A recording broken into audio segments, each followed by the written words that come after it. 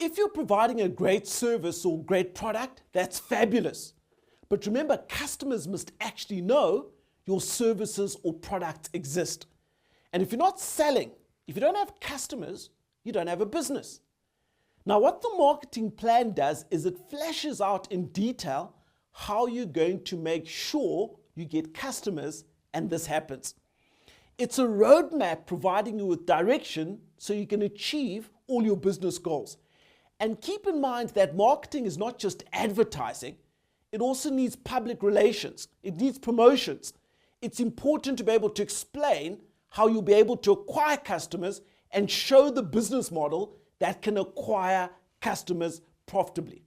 So this part is really important to the long-term viability of the business. There's 6 steps I'm going to focus on in helping you to write out a durable market plan. These are your current business situation, your target market, your business goals, the marketing tactics you're going to use, how much it's going to cost you, and how you'll execute on your marketing plan. Let's kick off with your current business situation.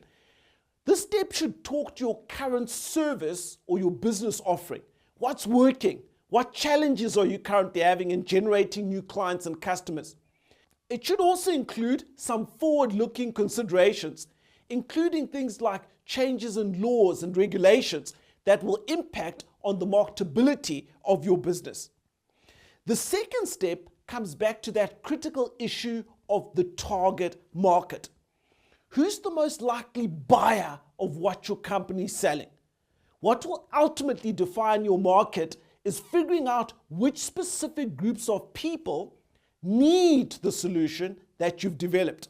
Now, there may be several groups within your target market if you've done some detailed market segmentation. Knowing your market and knowing what it needs helps you create specific messages and to place them where they'll be seen for greater effectiveness. The third step is to consider what your goals are for the time period of the plan. Be specific in your goals. For example, increasing the email list by X amount over the next year, or signing up X number of new clients. It's important that you measure and track the effectiveness of your marketing campaign by having clear, quantifiable goals. Now, depending on your business, sometimes measuring the effectiveness of different marketing tactics can be hard. So, for example, new customers being obtained via social media advertising or via email marketing. The fourth step is really to consider what marketing tactics you'll use to reach your market and your goals. Again, on this particular aspect, the target market should guide you in deciding what marketing tactics you're going to use. Where does your market hang out? How can you entice them to check out your business? So, for example, if your target market uses Facebook intensively, you might consider having a Facebook fan page or group or investing in Facebook advertising. If you're a service business catering to other business, you might want to write an article for a newsletter or a magazine that targets that same industry. Fifth is how much this will all cost you. This is where you've got to put together a budget for your marketing plan. What are the costs of advertising on Facebook?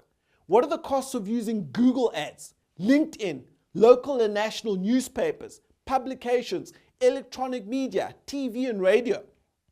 There are also many free marketing tactics. You might want to speak at a seminar, doing TV interviews. These, however, require your time. That's a form of expense as well. What's the indicative cost of customer acquisition versus the lifetime value of the customer? And are you going to leverage partnerships with incentives to grow sales? Are you planning on acquiring customers through brand marketing or through online and social media channels? I can't overstate the importance of marketing initiatives that you adopt. Spending money on marketing should be an absolute priority, as long as you're spending that money wisely and getting a return on investment. The sixth and the final step really talks to how you'll execute your marketing plan. Planning is fairly easy.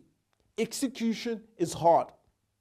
You've got to explain how you'll fit your marketing into your regular business activities. If you're using social media, will you be using a social media manager or will you be using a management tool? Right?